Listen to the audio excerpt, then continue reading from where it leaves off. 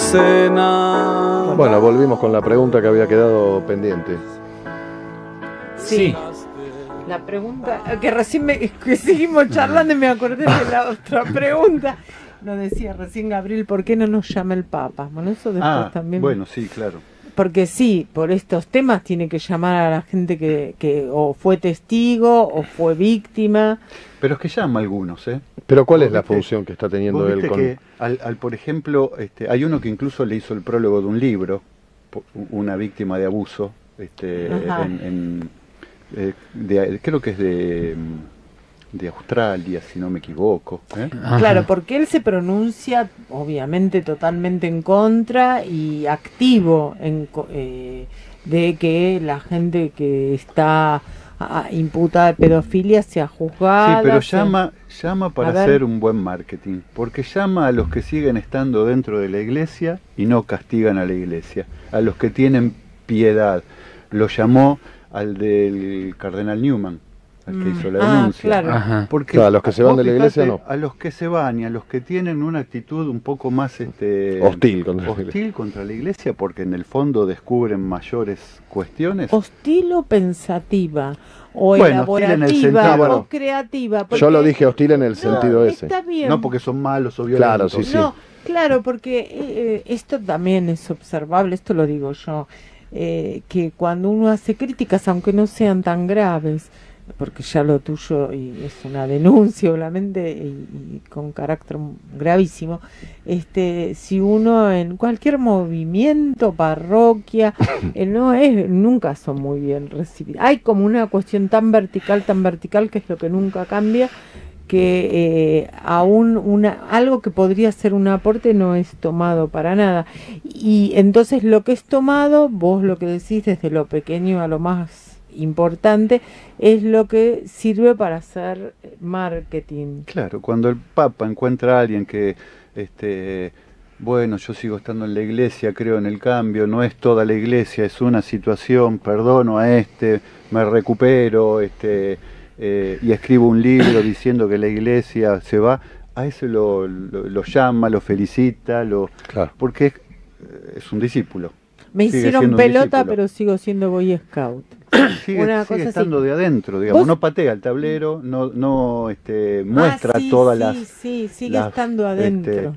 Es que vos estás apuntando, me parece, si te interpreto, porque realmente me hiciste hoy... No, pero lo del adentro y el afuera es un tema muy importante. Claro, pero y yo iba a ir a eso del adentro y el afuera. Justamente, si hay algo que esta modernidad, no sé si... Yo no acepto el término posmodernidad. Yo creo que seguimos hablando de la modernidad. Es una sociedad donde es muy difícil mantener algo en silencio.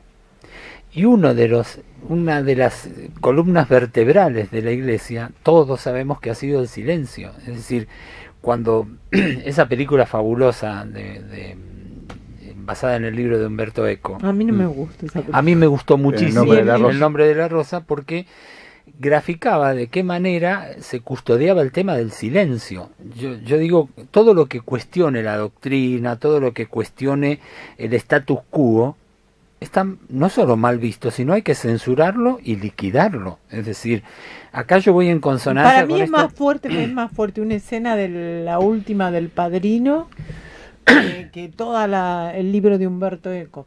Ahora, yo para ser ordenados, vos, si yo ahora me acordé, vos decías, bueno, el que va a comer, el cura que se hace amigo, va a comer a tu casa, y vos cortamos en el bloque pasado, es el mismo que por ahí te va a abusar. Y eso es, digamos, tendría los mismos...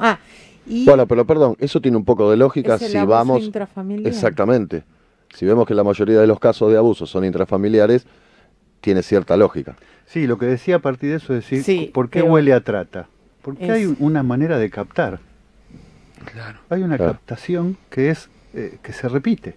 Entonces vos decís, ¿qué pasa con esto?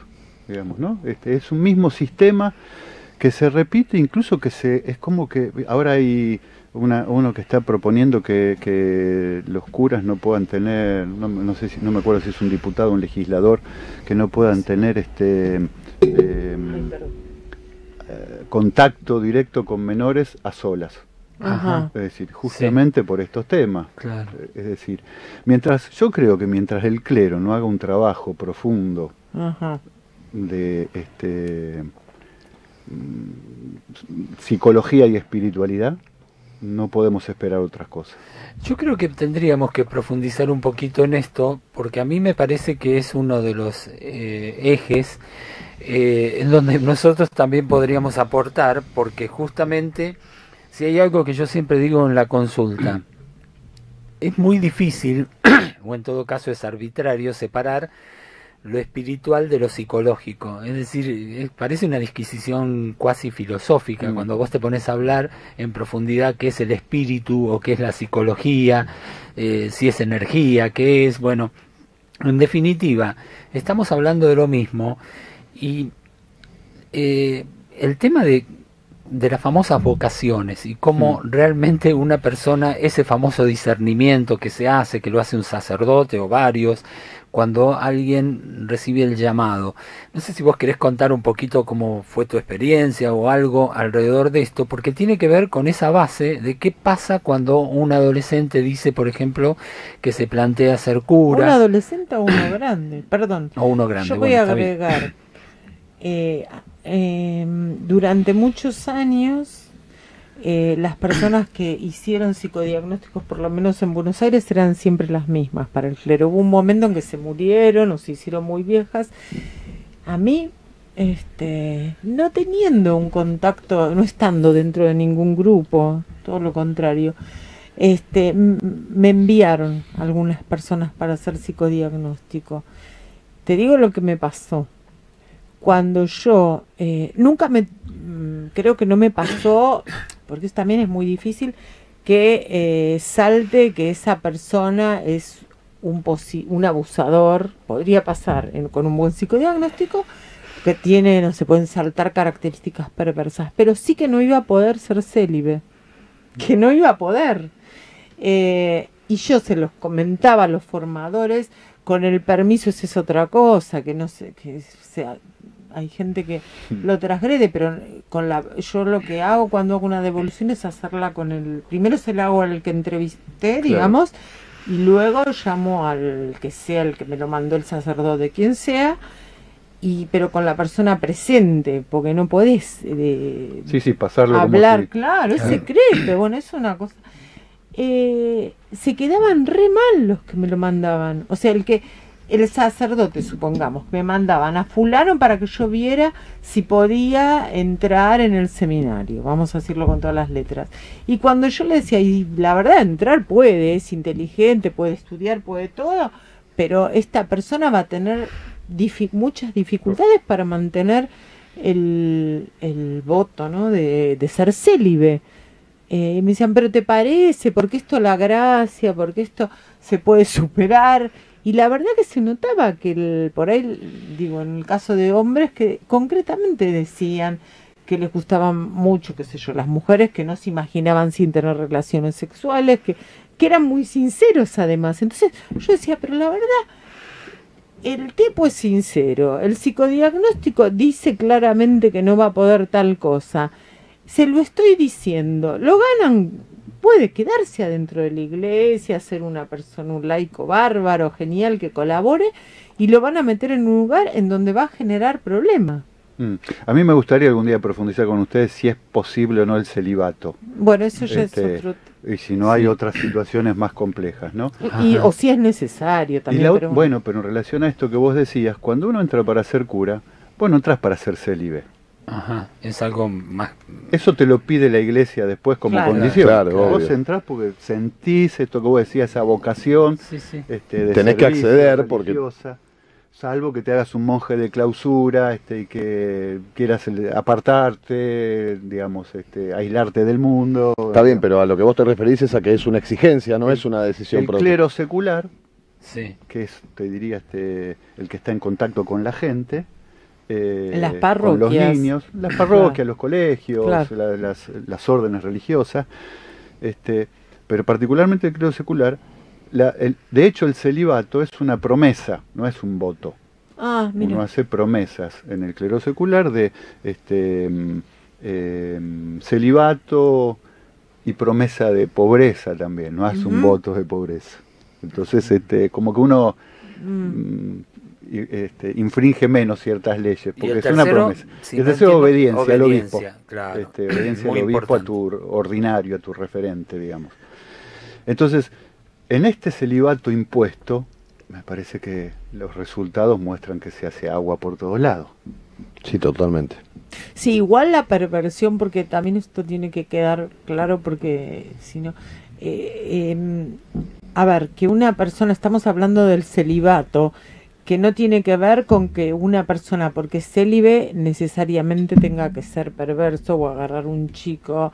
Eso es otra cosa. La pedofilia tiene que ver con otra cuestión, porque el tema de preferir niños es una perversión. No, pero esta es la pregunta que yo tengo. El tema del celibato permanente en una organización que impone el celibato y que no prepara para eso, me parece que es muy peligroso.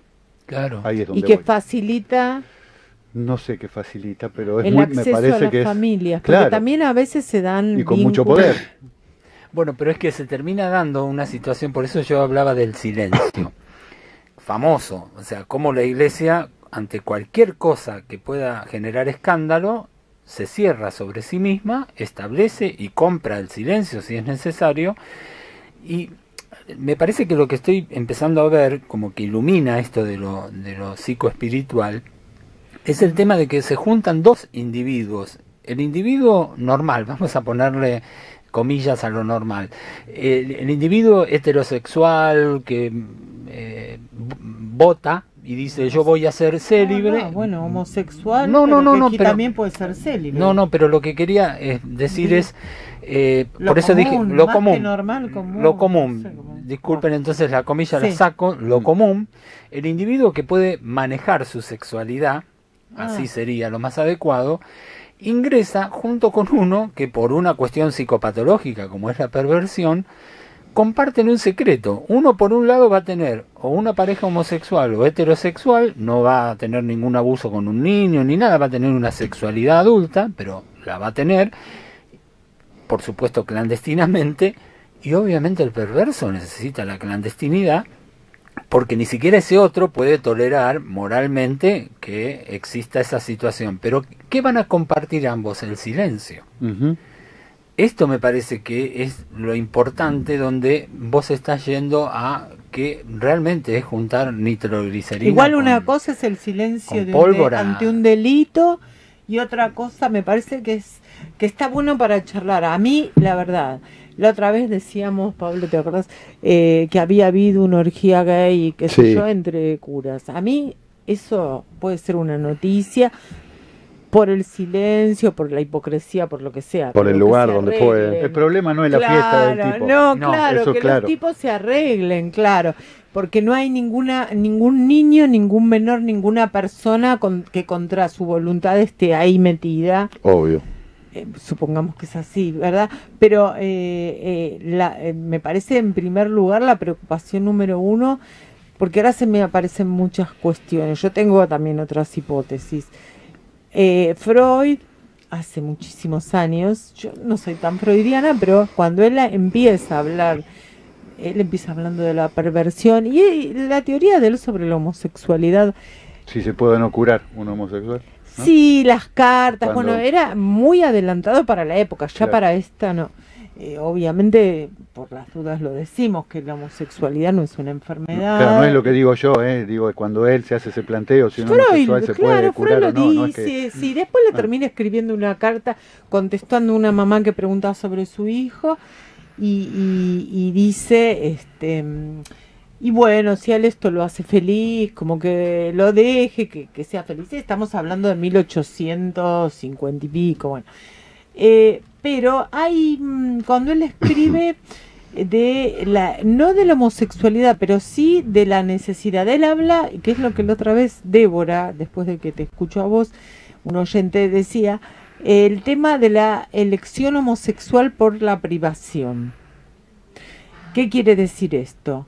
Ejemplo, en las cárceles se dan relaciones homosexuales Por deprivación. Porque, bueno, si no aparecen, digamos, si los presos no tienen esposa que va, qué sé yo, frecuentemente o no tienen acceso, bueno, digamos, acceden sexualmente al objeto, como dice Freud, a la persona que tienen más cerca. Como las cárceles están divididas en femenino y masculino, es entre hombres.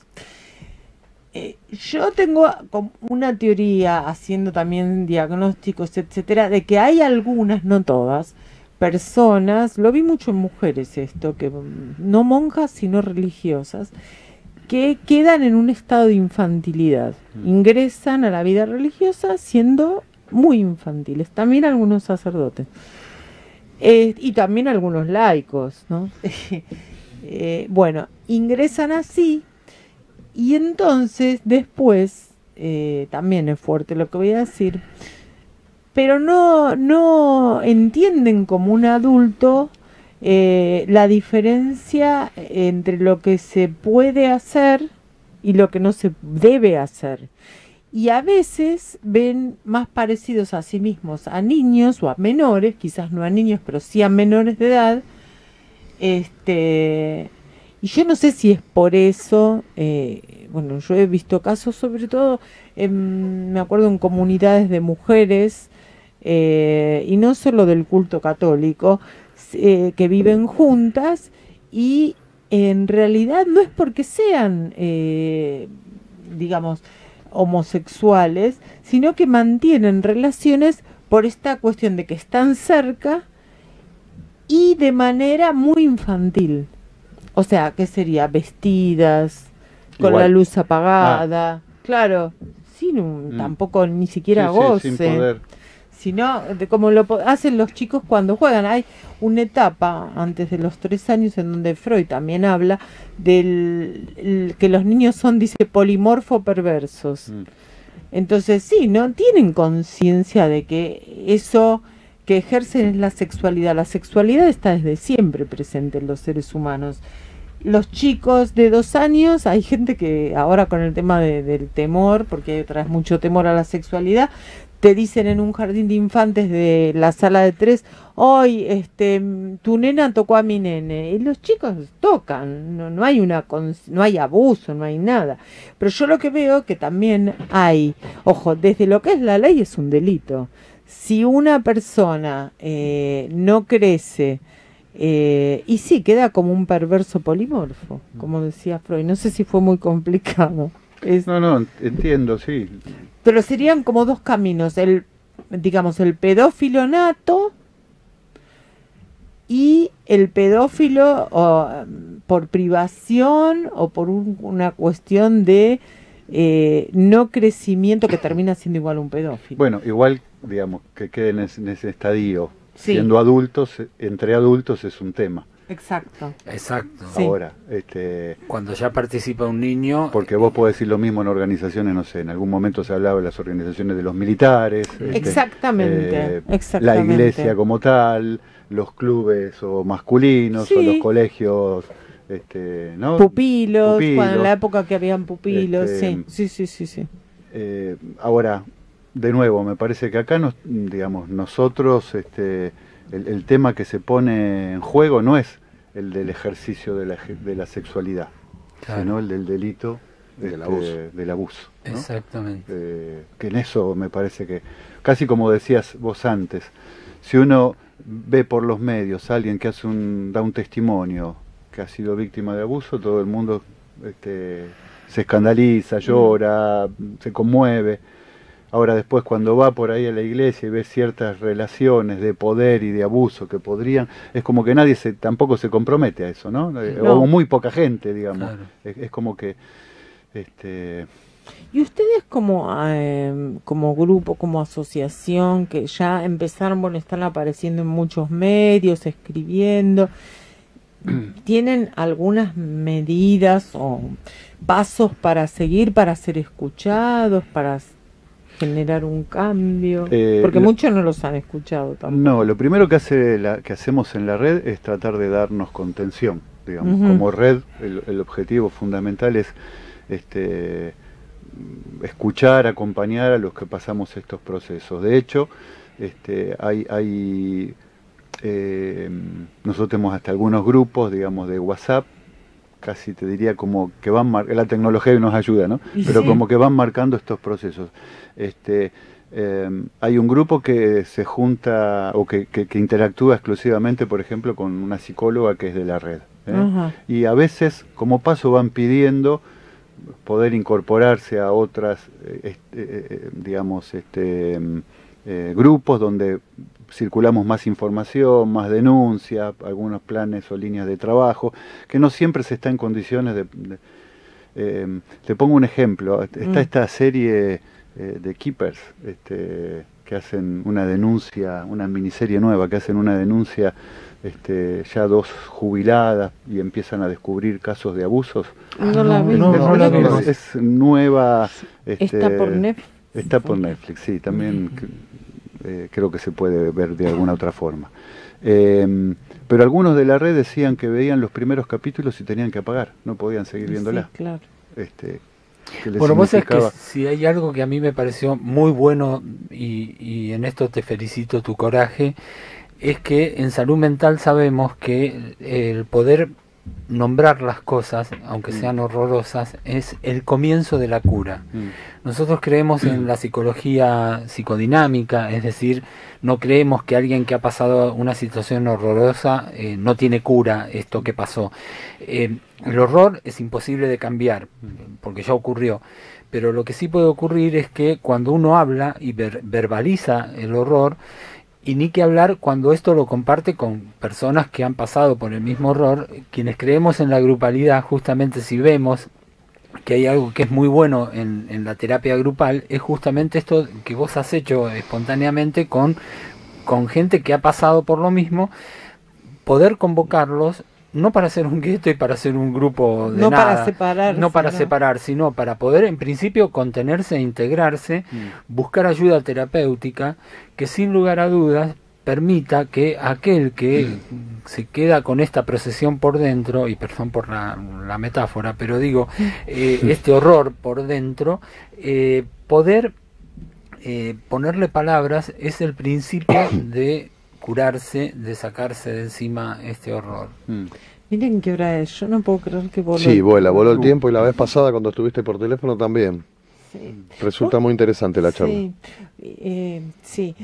¿Vos podés darnos un mail, algo o el Facebook? Sí, pueden contactarse, tenemos un Facebook que es red de sobrevivientes de abuso eclesiástico, así nos encuentran. Cerramos el programa, tenemos segundos que Gustavo nos va a dar, segundos y nuestros compañeros de rebeldes y rodantes ellos siempre ahí están. Bueno, un minuto dennos. No, bueno, refuerzo algo que me preguntaban. La primera objetivo es la contención en la red. El segundo es mirar aspectos legales, tanto de la justicia civil como penal, como civil, digamos, penal o civil, penal, o la eclesiástica canónica, que es donde mayor dificultad tenemos.